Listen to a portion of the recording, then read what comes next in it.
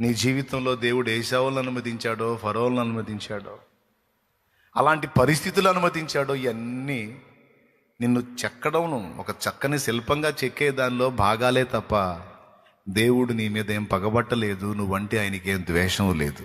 ఇంకా చెప్పాలంటే తన ప్రాణం కంటే ఎక్కువ ఇష్టం నువ్వు ఆయనకి.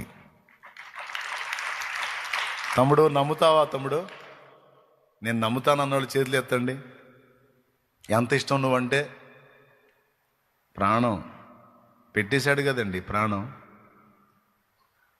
అదేనన్నా ఇంత ప్రేమిస్తున్నాడని చెబుతున్నావు, బాగానే ఉంది, కానీ నాకు ఈ బాధ లేదు అని.